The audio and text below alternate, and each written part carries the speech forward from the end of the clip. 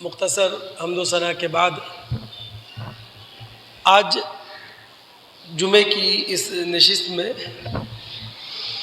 ہم تمام دوست یہ چاہیں گے کہ قرآن و سنت کی روشنی میں جو عمل انسانوں کی انفرادی اور اجتماعی زندگی کے لیے صحت مند عمل ہے، نتیجہ خیز عمل ہے، نفع بخش عمل ہے، اخلاقی اور روحانی زندگی میں معراج پایا ہوا عمل ہے، ہم اس پر بات کریں اور ہم کچھ سیکھنے کی کوشش کریں اور اللہ تعالی ہم تمام مسلمانوں کو عمل کرنے کی توفیق عطا فرمائے۔ آج میں 3 الفاظ کی روشنی میں صحت مند عمل، نفع بخش عمل یا نتیجہ خیز عمل پر گفتگو کروں گا۔ پہلا لفظ خیر، دوسرا لفظ معروف اور تیسرا لفظ صالح۔ پہلا لفظ خیر، ہر مرغوب چیز کو عربی میں خیر کہا جاتا ہے، ہر طرح کے مال کو عربی میں خیر کہتے ہیں۔ عرب لوگ گھوڑوں کے نفع کو سامنے رکھتے ہوئے گھوڑوں کو بھی خیار کہتے ہیں۔ خوبصورت اور خوشگوار اخلاق رکھتی ہوئی خواتین کو عربی میں خیرات کہا جاتا ہے۔ سورہ بقرہ کی آیت نمبر 61 میں خیر کا لفظ ادنا کے مقابلے میں آیا، یعنی جو بھلائی ہوتی ہے وہ اعلیٰ ہوتی ہے۔ اسی سورہ بقرہ کی ایک اور آیت میں جس کا نمبر غالباً 216 ہے، خیر کا لفظ شر کے مقابلے میں آیا۔ شر بدی ہے تو خیر نیکی ہے۔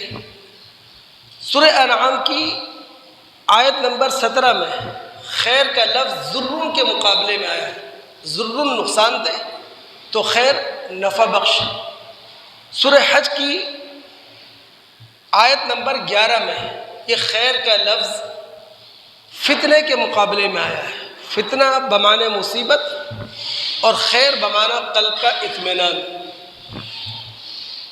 اب اللہ رب العالمین انبیاء علیہم السلام کو مبعوث کرتا ہے، یعنی دنیا کے برگزیدہ انسانوں کا انتخاب کرتا ہے انسانوں کی رہنمائی کے لیے۔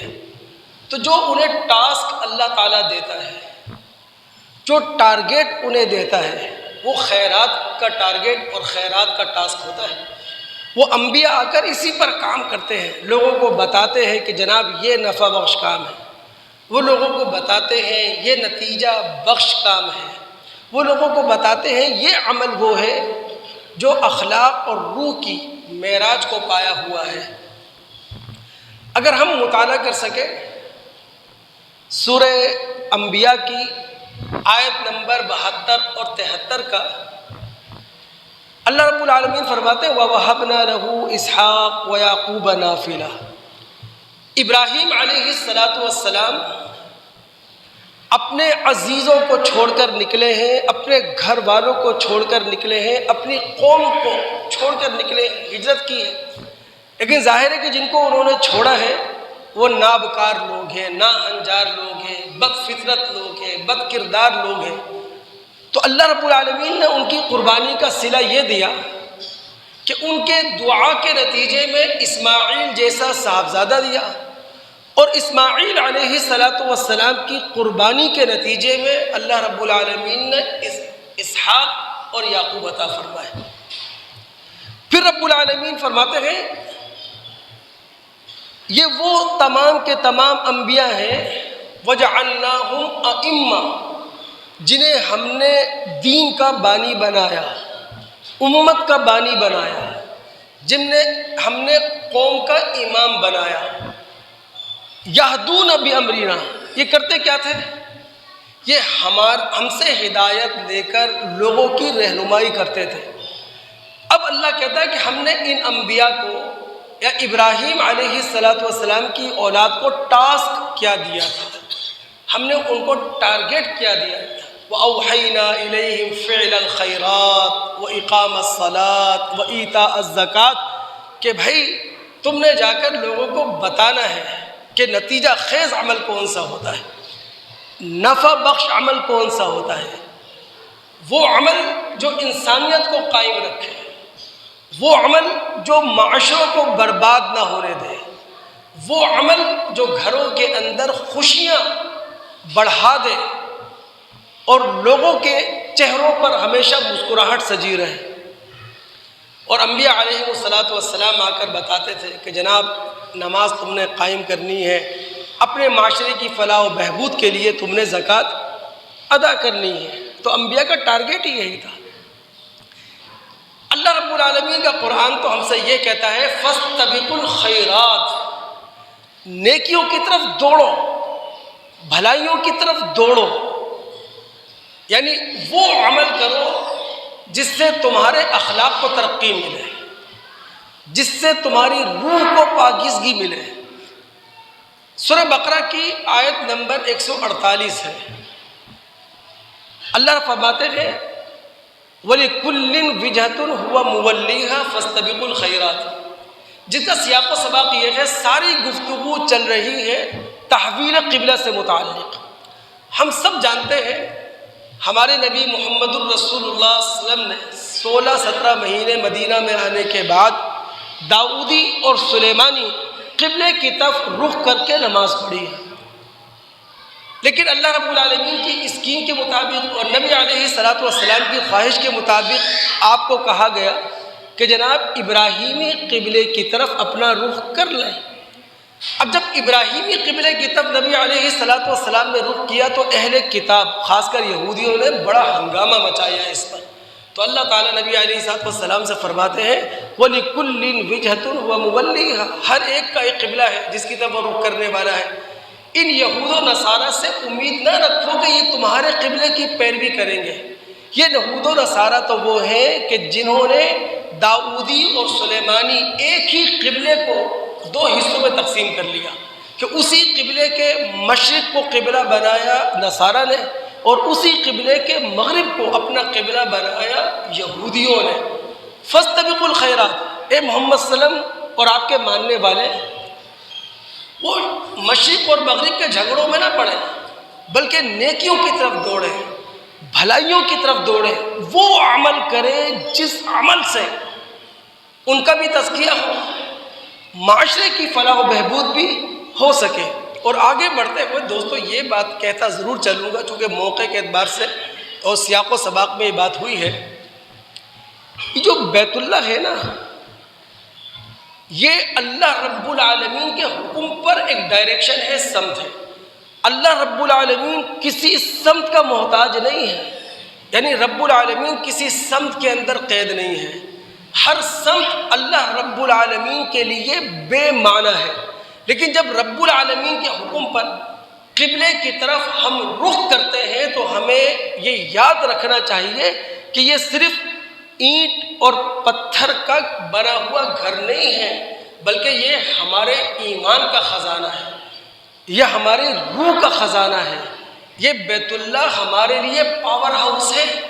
پوری ملت اسلامیہ کو اگر زندگی ملتی ہے، قوت ملتی ہے، حرارت ملتی ہے، روشنی ملتی ہے تو اسی بیت اللہ سے ملتی ہے۔ یہی وجہ ہے کہ ہمارے نبی محمد الرسول اللہ صلی اللہ علیہ وسلم نے باقاعدہ یہ بات کہی۔ بخاری مسلم کی روایت ہے، جابر رضی اللہ تعالیٰ عنہ اس روایت کے راوی ہے۔ آپ نے فرمایا من غدا الی المسجد او راح، کہ جو شخص صبح یا شام کے وقت مسجد آیا۔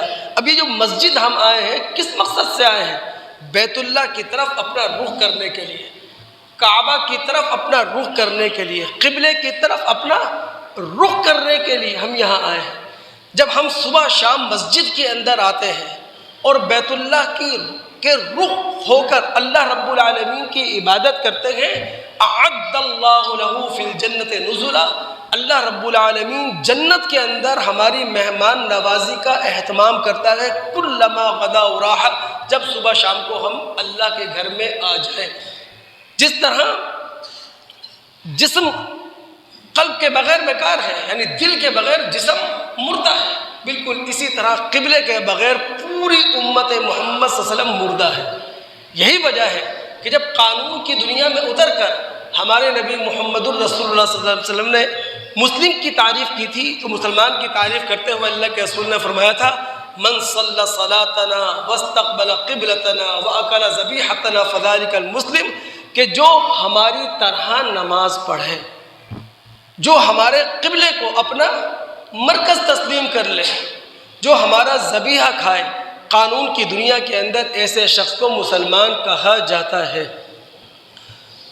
دوستو، اگر ہم 180 کروڑ دنیا میں رہنے والے مسلمان، پاکستان میں رہنے والے 25 کروڑ مسلمان نتیجہ خیز عمل کریں جو قرآن ہمیں دے رہا ہے، نفع بخش عمل کریں جو ہمارے نبی محمد الرسول اللہ صلی اللہ علیہ وسلم ہمیں سکھا کر چلے گئے ہیں، اگر اخلاق کو بالیدگی دینے والا عمل کریں، اپنی روح کو تازہ رکھنے والا عمل کریں، اللہ کی قسم وہ دعائیں جو ہم اپنے گھروں میں کریں گے، وہ دعائیں جو ہم خدا کے معبد خانے میں کریں گے، اللہ تعالیٰ کے ہاں قبولیت کا درجہ پا لیں گی۔ اللہ تعالیٰ نے قرآن کے اندر یہ بات ہمیں سمجھائی ہے۔ سورہ انبیاء میں ہم اترتے ہیں، زکریا علیہ السلام بڑھاپے کی آخری منزل پر ہیں، یعنی جسے ہم اردو محاورے میں کہتے ہیں قبر میں پیر لٹکے ہوئے ہیں، بڑھاپے کی آخری منزل پر ہیں۔ اب زکریا علیہ السلام کے پاس آل یعقوب کا دینی ورثہ ہے جس کے وہ وارث ہیں، انہیں اپنی اولاد میں، اپنے خاندان میں کوئی نظر نہیں آ رہا جو ان کے بعد اس دینی ورثے کا وارث بن سکے۔ اللہ تعالیٰ کے سامنے انہوں نے ہاتھ اٹھا دیے، جھولی پھیلا دی، اب اللہ تعالیٰ سے دعا کر رہے ہیں، رب العالمین ان کی دعا کو شرف قبولیت بخش رہا ہے۔ فاستجبنا له ووهبنا له يحيى واصلحنا له زوجا، ہم نے زکریا کی دعا قبول کی، ان کی بیوی جو بانجھ تھیں ایک مرتبہ پھر اولاد پیدا کرنے کے قابل انہیں بنا دیا، اور یحییٰ جیسا بیٹا انہیں عنایت کیا۔ اب غور کیجئے گا، خود زکریا علیہ السلام بڑھاپے کی آخری منزل پر، ان کی بیوی بانجھ، رب العالمین فرماتے ہیں یہ ساری رکاوٹیں ہم نے دور کی، ان کی دعا قبول کی، دین کا خدمت گزار، دین کا وارث ہم نے یحییٰ کے نام سے انہیں دے دیا۔ کیوں؟ انہم کانوا یسارعون فی الخیرات، چونکہ یہ وہ لوگ تھے جو دنیا کی طرف دوڑنے والے، بھاگنے والے نہیں تھے، بلکہ دین کے لیے تگ و دو کرنے والے تھے۔ وَيَدْعُونَنَا رَغَبًا وَرَهَبًا، خوف کا عالم ہو، طمع کا عالم ہو، امید کا موقع ہو، بیم کا موقع ہو، ہر موقع پر اللہ تعالیٰ سے رجوع کیا کرتے تھے یہ لوگ۔ فَكَانُوا لَنَا خَاشِعِينَ، یہ وہ لوگ تھے جو ہمارے سامنے بچ کر رہا کرتے تھے، جو ہمارے سامنے ڈر کر رہا کرتے تھے۔ یعنی ان لوگوں کا رویہ ایسا نہیں تھا کہ اللہ تعالیٰ نے انعام دے دیا تو اکڑ گئے، اللہ تعالیٰ نے دیا ہوا انعام چھین لیا تو ناشکرے بن گئے، ایسے نہیں تھے۔ تو دوستو، اگر نتیجہ خیز عمل ہم کریں، نفع بخش عمل کریں، تعمیری عمل کریں، ترقی والا عمل کریں جو قرآن و سنت سے ہمیں مل رہا ہے، ہم بہت آگے جا سکتے ہیں، مادی دنیا کے اندر بھی، اخلاقی دنیا کے اندر بھی، اور انشاءاللہ آخرت تو ہمارا ٹھکانہ اس وقت ہوگا۔ ایک دوسرا لفظ ہے معروف، معروف عرف سے ہے، عربی میں عرف کہتے ہیں بو کو، عربی میں کہا جاتا ہے عرفتہ، میں نے اس کی بو پالی۔ اسی سے اچھے کام کو بھی عرف کہا جانے لگا، معروف کہا جانے لگا۔ معارف الارض، زمین کے وہ راستے جو جانے پہچانے ہوں، امر عریف، جانا پہچانا کام، تو معروف یا عرف اس نیکی کو کہتے ہیں جو فطرت سلیمہ کے مطابق ہو۔ جو عقل سلیمہ کے مطابق ہو، جو شریعت کے مطابق ہو، اسے کہا جاتا ہے معروف۔ اگر آپ سورۃ توبہ میں اتریں، سورۃ توبہ میں اللہ رب العالمین نے منافق معاشرے کے مقابلے میں مومن معاشرے کا تعارف رکھا ہے۔ اللہ تعالیٰ مومن معاشرے کا تعارف رکھتے ہوئے آیت نمبر 71 ہے، مومن معاشرے کا تعارف رکھتے ہوئے کہتے ہیں کہ مومنانہ معاشرے میں جو مرد ہوتے ہیں، جو عورتیں ہوا کرتی ہیں، وہ نیکی کا استعارہ ہوتی ہیں، یعنی نیکی کی پہچان ہوا کرتے ہیں وہ لوگ، اور نیکی کی تعلیم اور تلقین کیا کرتے ہیں۔ اب آیت کے الفاظ کیا ہیں؟ والمؤمنون والمؤمنات بعضهم اولیاء بعض، مومن مرد و عورت ایک دوسرے کے رفیق ہیں۔ یأمرون بالمعروف وینہون عن المنکر، یہ ایک دوسرے کو معروف کا حکم دیتے ہیں، یہ ایک دوسرے کو منکر سے روکتے ہیں۔ اب یاد رکھیے، معروف کا حکم دینا صرف یہ نہیں ہے کہ زبان ہلا دی، معروف کا حکم یہ بھی ہے کہ ہمارا رویہ اچھا ہو، ہمارا اخلاق اچھا ہو، ہماری گفت و شنید کا طریقہ بہت اچھا ہو، ہماری ملنساری بہت اعلیٰ ہو۔ یہ سارے معاشرتی رویے وہ ہیں جو تبلیغ کا ذریعہ بن جایا کرتے ہیں۔ یعنی آسان لفظوں میں ہم یوں کہہ لیں کہ مومنانہ معاشرہ وہ ہوتا ہے جو ایمان کے مقتضیات اور ایمان کے مطالبات کی تعمیل اور تکمیل میں ایک دوسرے کے رفیق، ایک دوسرے کے ساتھی، ایک دوسرے کے ہمدرد اور ایک دوسرے کے غم گسار ہوا کرتے ہیں۔ دوستو، ہمارے نبی محمد الرسول اللہ صلی اللہ علیہ وسلم نے گلی محلے کی بیٹھک تک کے آداب بتائے ہیں۔ اب ظاہر ہے گلیوں کے اندر بڑوں کی بھی محفلیں ہوا کرتی ہیں، نوجوانوں کی بھی محفلیں ہوا کرتی ہیں، تو گلی محلے تک کے آداب اللہ کے رسول نے ہمیں دے دیے۔ آپ نے فرمایا فَآتُوا الطَّرِيقَ حَقَّهُ، جب تم گلی محلے میں کوئی بیٹھک لے کر بیٹھو تو تم آداب کا پورا خیال کرو۔ اب اللہ کے رسول کے سامنے سوال رکھا گیا، وَمَا حَقُّ الطَّرِيقِ، اللہ کے رسول صلی اللہ علیہ وسلم اگر ہم گلی محلے میں کوئی بیٹھک سجا لیں تو ادب کیا ہوگا؟ تو اللہ کے رسول نے فرمایا تھا غض البصر، پھر اپنی نگاہ نیچی رکھنا، کف الاذی، نہ کسی کو زبانی تکلیف دے سکتے ہو، نہ کسی کو جسمانی تکلیف دے سکتے ہو، والامر بالمعروف والنہی عن المنکر۔ اور اگر تم دیکھو کہ معاشرے میں کوئی کام ایسا ہو رہا ہے جو عقل سلیمہ کے خلاف ہے، فطرت سلیمہ کے خلاف ہے، شریعت کے خلاف ہے، تو تم حتی الامکان بڑے معقول طریقے سے، تہذیبی طریقے سے، شائستہ انداز میں اس کو روکنے کی کوشش کرو۔ اس سے بھی آگے بڑھ کر یہ جو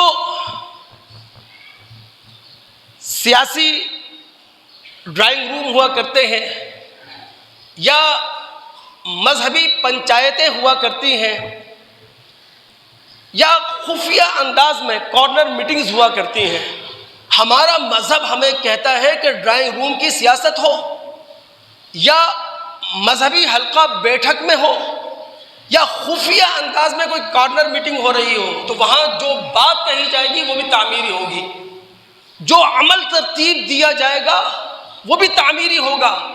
ہر وہ بیٹھک، چاہے وہ سیاسی ہے، مذہبی ہے، چاہے کارنر میٹنگ ہے، اگر اس میں عوام کے لیے کچھ نہیں ہے، عام آدمی کے لیے کچھ نہیں ہے، لوگوں کے لیے کچھ نہیں ہے، تو وہ نجوہ شیطانی ہے۔ اور ہر وہ بیٹھک، چاہے وہ مذہبی ہے، چاہے وہ سیاسی ہے، چاہے وہ خفیہ کارنر میٹنگ ہے جس میں عوام کے لیے بہت کچھ ہے، جس میں لوگوں کے لیے سوچا جا رہا ہے، ان کی فلاح و بہبود کے حوالے سے پلاننگ کی جا رہی ہے، یہ نجوہ رحمانی ہے۔ اللہ رب العالمین کا قرآن سورہ نساء آیت نمبر 114، لا خیر فی کثیر من نجواہم الا من امر بصدقۃ او معروف او اصلاح بین الناس، کہ جناب اکثر نجوہ کے اندر، خاموش سرگوشیوں کے اندر کوئی بھلائی نہیں ہوتی۔ ہاں، وہ خاموش سرگوشیاں جس کے اندر معروف کی بات کی جائے، جہاں لوگوں کے درمیان اصلاح، صلح صفائی کی بات کی جائے، جہاں صدقہ خیرات کی بات کی جائے، جہاں لوگوں کو معاش کے میدان میں کھڑا کرنے کی بات کی جائے، جہاں لوگوں کے معاش کے دلدر دور کرنے کی بات کی جائے، جہاں لوگوں کو روزگار دلانے کی بات کی جائے، جہاں مہنگائی کو کنٹرول کرنے کی بات کی جائے، تو اللہ رب العالمین فرماتے ہیں ہر ایسی سیاسی بیٹھک، ہر ایسی مذہبی بیٹھک اور ہر ایسی خفیہ کارنر میٹنگ وہ ہمارے نزدیک قابل قبول ہے۔ مذہب اس بات کو پسند ہی نہیں کرتا کہ 3 افراد ہیں اور ایک کو چھوڑ کر 2 خاموش سرگوشی کرنے لگے۔ رسول نے کیا تعلیم دی؟ اذا کنتم ثلاثہ، جب تم 3 افراد ہو، فلا يتناجى اثنان، تو ایک کو چھوڑ کر 2 خاموش سرگوشی نہ کریں۔ اس سے کیا ہوگا؟ فإن ذلك يحزنه، تمہارے درمیان جو تیسرا موجود ہے اسے غم پہنچے گا، اسے تکلیف ہوگی کہ آخر میں نے کیا بگاڑا تھا کہ مجھے چھوڑ دیا گیا ہے۔ تو دوستو، ہم تمام مسلمانوں کی ذمہ داری ہے، دنیا کے اندر رہنے والے 180 کروڑ مسلمان، پاکستان کے اندر بسنے والے 25 کروڑ مسلمان، کہ قرآن اور سنت سے، اپنے خالق سے اور اپنے رسول سے نتیجہ خیز عمل لیں، نفع بخش عمل لیں، وہ عمل لیں جس سے ہمارے اخلاق بہتر ہو، جس سے ہماری روح کو بالغی نصیب ہو، جس سے ہماری روح توانا ہو جائے، طاقت پکڑ لے، ایسا عمل کرنے کی کوشش کریں۔ یہ جو کلمہ ہم پڑھتے ہیں لا الہ الا اللہ، کبھی ہم نے اس پر غور کیا؟ یہ کلمہ دراصل ایک ایگریمنٹ ہے ہمارے اور خالق کے درمیان کہ اللہ کے سوا کوئی معبود نہیں۔ نبی علیہ السلام اس ایگریمنٹ کی عملی تصویر کے طور پر صحابہ سے بیعت لیا کرتے تھے، صحابیات سے بیعت لیا کرتے تھے۔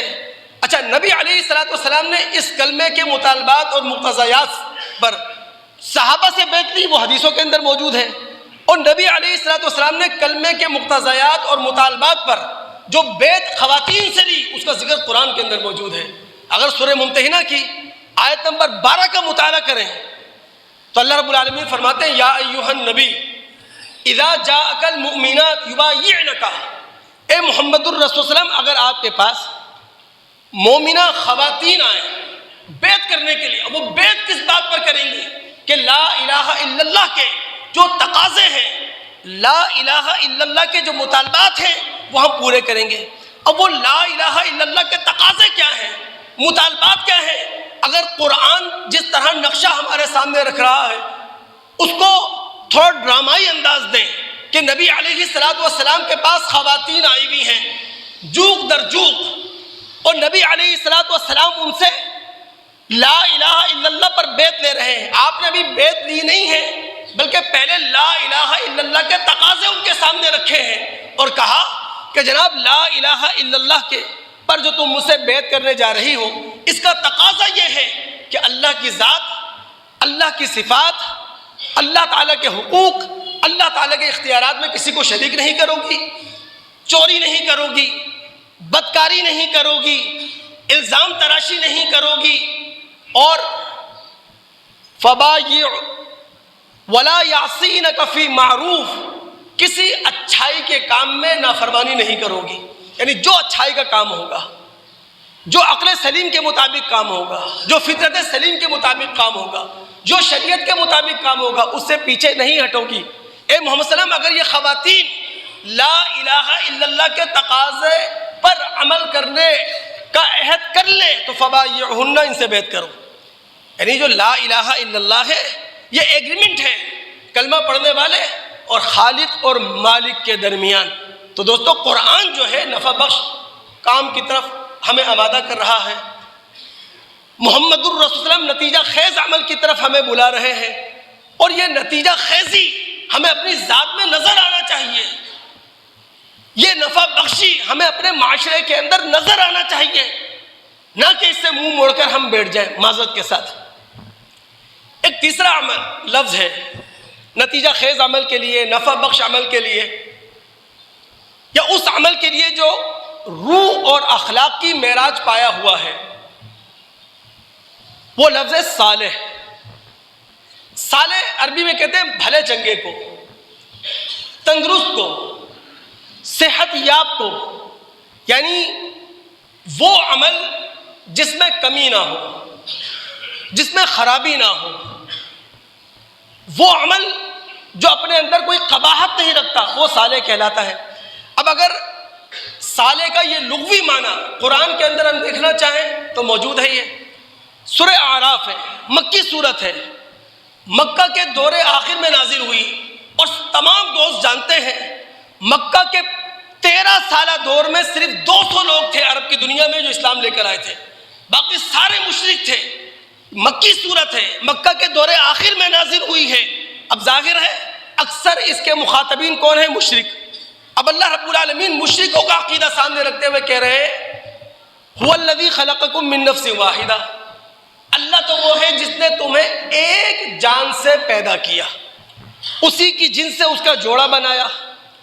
اب ہوا یہ مرد اور عورت کے سیکسچول ملاپ سے بیوی کو خفیف سا حمل ٹھہر گیا جسے وہ لیے پھرتی ہے، اور جب وہ حمل کے ہاتھوں بھاری ہو گئی، بوجھل ہو گئی، تو اب میاں اور بیوی ہے مشرک خدا کے دربار میں آئے۔ کون نہیں جانتا کہ عرب دنیا خدا کی قائل تھی، یہ ابراہیمی نسل کے لوگ ہیں، یہ اسماعیلی نسل کے لوگ ہیں۔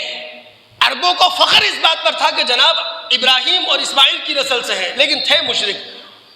اب دونوں مشرک میاں بیوی خدا کی بارگاہ میں ہاتھ اٹھاتے ہیں، کیا کہتے ہیں؟ لئن آتیتنا صالحا لنکونن من الشاکرین، کہ اے اللہ اگر ہمیں تندرست اولاد مل گئی، بھلی چنگی اولاد مل گئی تو ہم آپ کے شکر گزار ہوں گے۔ لیکن فلما آتاہما صالحا جعل له شرکاء، جب اللہ نے تندرست اولاد دے دی، بھلی چنگی اولاد دے دی، تو اپنے مشرکانہ عقیدے کے تحت اب خدا کو بھول گئے، اب دوسروں کو اس کا کریڈٹ دینے لگے۔ تو صالح کہتے ہیں اس عمل کو جس میں کوئی خامی نہ ہو، جس میں کوئی خرابی نہ ہو، جس کے اندر کسی قسم کی کوئی قباحت نہ ہو۔ دوستو ہم میں سے کون ہے جو عزت کا طالب نہیں ہے؟ ہر مسلمان عزت کا طالب ہے، پوری مسلم دنیا عزت کی طالب ہے۔ یہ الگ بات ہے کہ ہم اپنے کردار کی وجہ سے زوال کا شکار ہو گئے، مسلم دنیا ٹوٹ پھوٹ کی وجہ سے زوال کا شکار ہو گئی، مسلم دنیا فرقوں میں بٹ کر زوال کا شکار ہو گئی، مسلم دنیا سیاست کی نظر ہو کر زوال کا شکار ہو گئی۔ لیکن مسلم دنیا عزت کے قابل دنیا تھی، مسلم دنیا ترقی کے قابل دنیا تھی۔ ہم نے خود اپنے پیروں پہ کلہاڑا مارا ہے، ہم نے اس شاخ پر تیشے چلائے ہیں جس شاخ پر ہمارا بسیرا تھا۔ ہم خود اپنی عزتوں کے ڈاکو بنے ہوئے ہیں۔ عزت کون نہیں چاہتا؟ انفرادی حیثیت سے بھی ہم عزت چاہتے ہیں، اجتماعی حیثیت سے بھی ہم عزت چاہتے ہیں۔ تو یاد رکھیے اللہ رب العالمین کا قرآن اس بات میں واضح ہے، تمہاری عزت عمل صالح کے اندر ہے، بس اس کے علاوہ کسی چیز میں نہیں۔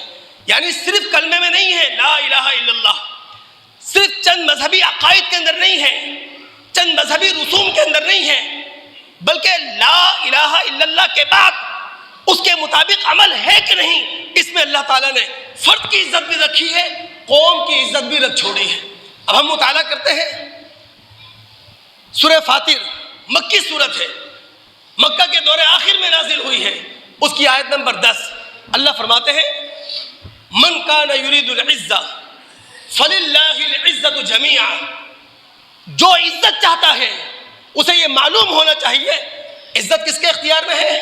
اللہ کے اختیار میں ہے۔ اگر ہم چاہتے ہیں، مسلم دنیا چاہتی ہے کہ اللہ رب العالمین کی قبضہ قدرت سے عزت نکلے اور اپنی چادر میں ہمیں سمیٹ لے، تو اللہ نے کہا تمہیں یہ کرنا پڑے گا۔ الیہ یصعد الکلم الطیب، اللہ کی طرف جو چیز صعود کرتی ہے، اللہ تعالیٰ کی طرف جو چیز چڑھتی ہے وہ کلمہ طیب ہے۔ اور کلمہ طیب کیا ہے؟ کلمہ ایمانی، لا الہ الا اللہ۔ لیکن اس کلمہ ایمانی کو، اس لا الہ الا اللہ کو اوپر کون سی چیز لے کے جاتی ہے؟ والعمل الصالح یرفعہ، عمل صالح اسے اوپر لے کے جاتا ہے۔ یعنی آسان لفظوں میں میں آپ کو یوں کہہ سکتا ہوں، یہ کلمہ ایمانی ہے لا الہ الا اللہ، اس کی مثال انگور کی بیل کی سی ہے۔ انگور کی بیل بڑی ثمر بار ہے، لیکن انگور کی بیل کو اپنی ثمر باری کے لیے، اپنی شادابی کے لیے سہارا چاہیے ہے۔ جب انگور کی بیل کو سہارا ملے گا، انگور کی بیل چڑھے گی، پھیلے گی، پھولے گی. اسی طرح کلمہ ایمانی ہے، اسے سہارا چاہیے ہے اوپر جانے کا، اسے سہارا چاہیے پھیلنے کا، اسے سہارا چاہیے پھولنے کا. اور وہ سہارا کیا ہے؟ عمل صالح، جس سے معذرت کے ساتھ انفرادی حیثیت میں ایک مسلمان بیگانہ ہے، اجتماعی حیثیت میں مسلم دنیا اس وقت اس سے بیگانہ بنی ہوئی ہے. اللہ تعالی ہم سب کو عمل کرنے کی توفیق عطا فرمائے. ایک اور بات کہتا چلوں، تمام دوست اگر دماغ حاضر رکھیں آپ، یہی سورہ فاطر ہے. جنتی جنت میں جا چکے، جہنمی جہنم میں جا چکے. آیت نمبر 35 اور 36 رب العالمین فرماتے ہیں والذین کفروا لہم نار جہنم. وہ لوگ جو منکر حق ہیں وہ جہنم میں ہیں، ان کا قضیہ چکایا نہیں جائے گا کہ انہیں موت دے دی جائے، نہ ان سے عذاب ہلکا کیا جائے گا. وہم یصطرخون فیہا، جہنم کے اندر جہنمی چیخیں گے، چلائیں گے، کیا کہیں گے؟ ربنا اخرجنا، اے اللہ اس جہنم سے نکال دے، نعمل صالحا، لفظ یاد رکھیے، جہنمی کیا کہیں گے؟ نعمل صالحا غیر الذی کننا نعمل، اللہ ایک بار دنیا میں جانے دے، وہاں جا کر اب عمل صالح کریں گے. یعنی وہ عمل جو فطرت کے مطابق ہوگا، وہ عمل جو عقل کے مطابق ہوگا، وہ عمل جو شریعت کے مطابق ہوگا. عمل صالح کی ضرورت ہے دوست. جہاں آخرت کے لیے ہمیں عمل صالح چاہیے ہے، وہاں دنیا کے اندر ترقی کے لیے بھی عمل صالح چاہیے. اگر ہم چاہتے ہیں سیاست کے اندر کوئی اعلیٰ مقام پائے تو عمل صالح، اگر ہم چاہتے ہیں معیشت کے میدانوں میں اپنے قدم مضبوط کر سکیں، عمل صالح، اگر ہم چاہتے ہیں ٹوٹے ہوئے گھرانوں کو ایک مرتبہ پھر جوڑ سکیں، عمل صالح، اگر ہم چاہتے ہیں نفرتوں کو ختم کر سکیں، محبتوں کو پروان چڑھا سکیں، عمل صالح. یہی وہ حل ہے جس کی طرف دوستوں میں توجہ دلانے کی کوشش کر رہا ہوں. ایک بات اور توجہ سن لیں آپ، یہ بھی منبر پر کھڑے ہونے کی ایک ذمہ داری ہے جو میں ادا کرنے کی کوشش کر رہا ہوں. اللہ رب العالمین کا ایک اصول ہے جو سورہ ہود غالباً آیت نمبر 17 میں بیان ہوا ہے، وما کان ربک لیہلک القری بظلم واہلھا مصلحون. رب العالمین چند لوگوں کی کارستانیوں کی سزا پوری قوم کو نہیں دیتے، لیکن جب پوری قوم مجرم بن جائے یا پوری قوم مجرم تو نہ ہو، جرم اپنی آنکھوں سے ہوتا ہوا دیکھے اور آنکھوں پر پٹی باندھ لے، تو پھر ایسی قوم کو اللہ رب العالمین کا عذاب اپنی گرفت میں لے لیتا ہے. یہ اللہ کی سنت ہے، یہ اللہ کا قاعدہ ہے. اسی منبر پر میں نے کبھی دوستوں آپ سے 2 جمعے پہلے کہا تھا، مذاہب کی تاریخ ہمیں یہ بتاتی ہے جب بھی کوئی مذہب اپنے زوال کے دور میں ہوتا ہے، یہ وہ وقت ہوتا ہے کہ جب مذہب کے پیروکاروں نے اپنے اوپر بے عملی اور بدعملی کی چادر لی ہوئی ہوتی ہے. اور اس دور میں مذہب کے پیروکار جنت حاصل کرنے کے لیے شارٹ کٹ تلاش کرتے ہیں. اس کی ایک سادہ سی مثال 2 دن بعد آنے والی شب برات ہے. میں صرف اپنے مسلمان بھائیوں اور دوستوں، اپنے بہن بھائیوں کی توجہ دلانا چاہ رہا ہوں. دیکھیں، شب برات کا کوئی تعلق قرآن سے نہیں ہے، ٹھیک ہے نا؟ کوئی تعلق شب برات کا قرآن سے نہیں ہے. اللہ رب العالمین نے قرآن کے اندر یہ کہا ہے شہر رمضان الذی انزل فیہ القرآن. اس قرآن کا جو نزول شروع ہوا ہے وہ ماہ رمضان میں شروع ہوا. ماہ رمضان کی کس شب میں اس قرآن کا نزول شروع ہوا؟ لیلۃ القدر، سورہ قدر کے اندر اسے بتا دیا گیا انا انزلناہ فی لیلۃ القدر، لیلۃ القدر میں اس کا نزول شروع ہوا. اب لیلۃ القدر کون سی راتیں ہیں؟ ہمارے نبی محمد رسول اللہ صلی اللہ علیہ وسلم نے فرمایا کہ جناب رمضان کے آخری عشرے کی طاق راتوں میں سے کوئی ایک رات لیلۃ القدر ہے. سورہ دخان کی ابتدائی آیات میں جو یہ کہا گیا ہے انا انزلناہ فی لیلۃ مبارکہ، وہاں لیلۃ مبارکہ سے مراد کوئی الگ سے رات نہیں ہے، یہاں لیلۃ مبارکہ کہا گیا ہے.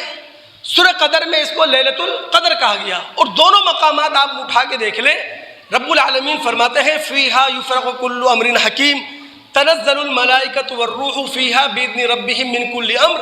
یہ وہ رات ہے جس رات میں اللہ رب العالمین ہر حکیمانہ فیصلہ کر دیتے ہیں. جس طرح ہر قوم کا میزانیہ کا دن ہوتا ہے، بجٹ کا دن ہوتا ہے، بالکل اللہ رب العالمین کی اس آفاقی اور کائناتی عدالت کے اندر بھی میزانیے کا ایک دن ہے. رب العالمین سال بھر کے حکیمانہ فیصلے کر کے فرشتوں کے حوالے کر دیا کرتے ہیں. تو شب برات کا کوئی ذکر قرآن کے اندر موجود نہیں ہے. اکرامہ ایک تابعی سے اگر غلطی ہوئی ہے تو معذرت کے ساتھ وہ غلطی واضح ہو چکی ہے. اس غلطی کو قرآن کی معنوی تحریف کی شکل نہ دی جائے. دوسری چیز، شب برات کا جتنا بھی تعلق ہے نا یہ حدیث سے ہے، یعنی حدیث سے ثابت ہے نا. اب اس حدیث کی اگر سندی حیثیت دیکھیں تو جہاں بہت سارے محدثین یہ کہتے ہیں کہ جناب یہ صحیح ہے یا حسن ہے، تو بہت سارے محدثین یہ بھی کہتے ہیں یہ ضعیف ہے. پھر اس عائشہ صدیقہ رضی اللہ تعالیٰ عنہ کی روایت میں کچھ درایت کے سوالات بھی کھڑے ہوتے ہیں، غور طلب ہیں وہ تمام مسلمانوں کے لیے. وہ درایت کے سوال کیا ہیں؟ وہ سوال یہ ہے، روایت کے اندر آتا ہے عائشہ صدیقہ رضی اللہ تعالیٰ عنہ اللہ کے رسول کو تلاش کرتی ہوئی وہاں پہنچی ہیں. ٹھیک، اب اگر شب برات کا ہنگامہ وہ ہے جو ہمارے ہاں دیکھنے میں آ رہا ہے تو تلاش کرتی ہوئی کیوں پہنچی؟ پھر نبی علیہ السلام عائشہ صدیقہ رضی اللہ تعالیٰ عنہ کے آنے پر خوش نہیں ہوئے، بلکہ انہوں نے کہا عائشہ کیا اللہ کا رسول تمہارے ساتھ کوئی زیادتی کرے گا کہ تم مجھے تلاش کرتے ہوئے یہاں آ گئی؟ تیسری چیز، وہ صحابہ کرام جو نبی علیہ السلام کو نماز کی حالت میں جوتے اتارتے ہوئے دیکھے اور خود اپنے جوتے نماز کی حالت میں اتار دیں، یہ کیسے ہو سکتا تھا کہ رسول جاگیں گے اور صحابہ کرام سو جائیں گے؟ لیکن بہرحال ہم روایات کی نہ سندی بحث میں جاتے ہیں نہ درایتی بحث کے اندر جاتے ہیں، ہم کسی بھی درجے میں اس روایت کو تسلیم کر لیتے ہیں. تو دوستو، یہ روایت انفرادی عمل کے لیے ہے، اجتماعی عمل کے لیے نہیں ہے. یعنی انفرادی حیثیت میں اگر کوئی شخص اس طرح کی حدیثوں پر عمل کرنا چاہتا ہے تو بالکل کرے، لیکن اجتماعی حیثیت میں اس کو مذہبی ایونٹ بنانے سے بہت بڑا نقصان ہو رہا ہے. ناراضگی معاف، بہت بڑا نقصان ہو رہا ہے. کیوں؟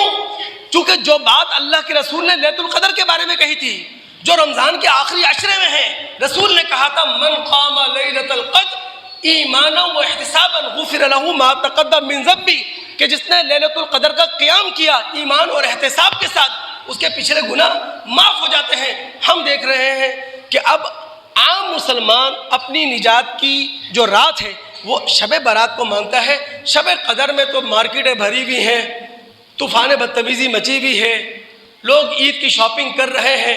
یعنی صحابہ کرام، نبی صلی اللہ علیہ وسلم کا مدینہ جن راتوں کے اندر جاگتا تھا، مسلمان معاشرے ان راتوں کے اندر سو رہے ہیں. یہ ہے وہ بات. اور پھر ہمیں وہ آیت بھی یاد رکھنا چاہیے جو سورہ اعراف آیت نمبر 170 ہے، والذین یمسکون بالکتاب واقاموا الصلاۃ انا لا نضیع اجر المصلحین. جو لوگ کتاب سے تمسک رکھتے ہیں، یعنی کتاب پڑھتے ہیں، کتاب سمجھتے ہیں، کتاب پر عمل کرتے ہیں، کتاب کو اپنا اوڑھنا بچھونا بناتے ہیں، نماز قائم کرتے ہیں، اللہ تعالیٰ ایسے معاشروں کو کبھی برباد نہیں ہوتا. اللہ رب العالمین ایسے معاشروں کو کبھی تباہ ہوتے ہوئے نہیں دیکھ سکتا. تو ہمیں ایسا معاشرہ بنانا ہے دوست، قرآنی معاشرہ بنانا ہے، اللہ کے رسول صلی اللہ علیہ وسلم کا محمدی معاشرہ بنانا ہے. اور اللہ کا قرآنی معاشرہ اور محمد صلی اللہ علیہ وسلم کا محمدی معاشرہ اس وقت بنے گا جب ہمارے پاس عمل صالح کی دولت ہوگی. ہمارا ہر کام عمل صالح سے تعلق رکھتا ہوگا. ہمارا خیال، ہماری سوچ، ہماری فکر، ہمارے گفتار، ہمارا لین دین، ہمارے معاملات. آخری بات اگر کہہ دوں دوست، وہ جو قرآن میں کے اندر آیت ہے نا، سورہ محمد آیت نمبر 7، یا ایھا الذین آمنوا ان تنصروا اللہ ینصرکم ویثبت اقدامکم. اے وہ لوگوں جو ایمان لائے ہو، اگر تم اللہ تعالیٰ کے مددگار بن جاؤ، اللہ تعالیٰ تمہاری بیک پر ہوگا، اللہ تعالیٰ تمہاری مدد کرے گا. اب یہاں ممبر پر کھڑے ہو کر بھی دین کی خدمت کی جا سکتی ہے، مصلی پر کھڑے ہو کر بھی دین کی خدمت کی جا سکتی ہے، مسند پر بیٹھ کر درس حدیث درس قرآن دے کر بھی دین کی خدمت کی جا سکتی ہے. بالکل اسی طرح اسکول، کالج، یونیورسٹی کا استاد بھی دین کی خدمت کر سکتا ہے. بالکل اسی طرح کرسی عدالت پر بیٹھا ہوا جج وہ دین کا مددگار ہو سکتا ہے. مسند اقتدار پر بیٹھا ہوا حاکم وہ دین کی خدمت کر سکتا ہے. ایک دکاندار اپنی دکان کے اندر سودا بیچتے ہوئے دین کی خدمت کر سکتا ہے. ایک تاجر، بزنس مین اپنی فیکٹری کے اندر بیٹھ کر دین کی خدمت کر سکتا ہے. اب آپ سوال کریں گے کہ مولوی صاحب یہ بات تو سمجھ میں آتی ہے کہ کوئی ممبر پہ کھڑے ہو کے، مصلی پہ کھڑے ہو کے کوئی مسند درس پر بیٹھ کر دین کی خدمت کرے، لیکن استاد کیسے کرے گا خدمت؟ جج کیسے کرے گا؟ حاکم کیسے کرے گا؟ کوئی دکاندار یا تاجر کیسے کرے گا؟ ایک کام کرنا ہے کہ ہم اپنی لینگویج، اپنی باڈی لینگویج، اپنی بولی، اپنی بدن بولی اسلامی بنا لیں بس۔ دوستو کیا ہم لوگ کو رونا نہیں آتا ان فلسطینی بھائیوں کے لیے، ان فلسطینی مسلمانوں کے لیے جو اپنے بچوں کو دفناتے دفناتے تھک چکے ہیں، جو اپنی عورتوں کو قبریں میں اتارتے اتارتے تھک چکے ہیں؟ وہ فلسطینی مسلمان جن پہ بم برسائے جا رہے ہیں، جو بے گھر ہو چکے ہیں، جنہیں غزہ کی پٹی میں سکون و چین نہیں لینے دیا جا رہا۔ ٹھیک ہے ہم نے یو این او کو قبر میں اتار دیا، سلامتی کوسل کو قبر میں اتار دیا، کیا او آئی سی کو قبر میں نہیں اتار دیں؟ عرب لیگ کو قبر میں نہ اتار دیں؟ کیا ہمیں جشن منانے کا حق تھا نیو ہیپی ایئر کا؟ کیا ہمیں حق تھا پی ایس اے شروع کرتے ہوئے ڈانس اور بھنگڑے دیکھتے اور بھنگڑے ڈالتے؟ حق تھا ہمیں؟ یعنی ہم مسلمان ہیں دوست، بڑے پریشان ہیں، نہ قرآن کی رمق ہمارے اندر، نہ محمد صلی اللہ علیہ وسلم کا نمونہ ہمارے اندر ہمیں نظر آ رہا۔ اگر کچھ نہیں کر سکتے کم سے کم ان اشیاء کا بائیکاٹ تو کر سکتے ہیں۔ ہر نماز کے بعد خدا کے سامنے ہاتھ پھیلا کر اپنے مظلوم مسلمانوں کے لیے دعا تو کر سکتے ہیں۔ ہم سے ایک کلپ نہیں دیکھا جا رہا، ایک معصوم بچی کا نکلتا ہوا خون نہیں دیکھا جا رہا۔ وہ فیس کر رہے ہیں، لاشیں اٹھا رہے ہیں، زخمیوں کو اٹھائے پھر رہے ہیں۔ کیا ہوتا؟ کیا قرآن نے کہا تھا انما المؤمنون اخوہ فاصلحوا بین اخویکم؟ یہ 180 کروڑ مسلمان یہ ایک دھاگے سے بندھے ہوئے ہیں، اور وہ ہے اسلام کا دھاگا، وہ ہے ایمان کا دھاگا۔ فاصلحوا بین اخویکم، اپنے تعلقات کو درست رکھو، خدا را نفرتیں چھوڑو، خدا را دوریاں مٹاؤ، بیٹھو مل جل کر اسلام کے بارے میں سوچو، دین کے بارے میں سوچو، مسلم امت کے بارے میں سوچو۔ اللہ تعالیٰ سننے کے بعد سمجھنے کے بعد عمل کرنے کی توفیق عطا فرمائے۔ میرا موضوع جاری ہے، آئندہ جمعہ انشاءاللہ مزید جو قرآن کے اندر الفاظ ہیں صحت مند عمل کے لیے اس پر گفتگو کروں گا۔ السلام علیکم ورحمۃ اللہ وبرکاتہ۔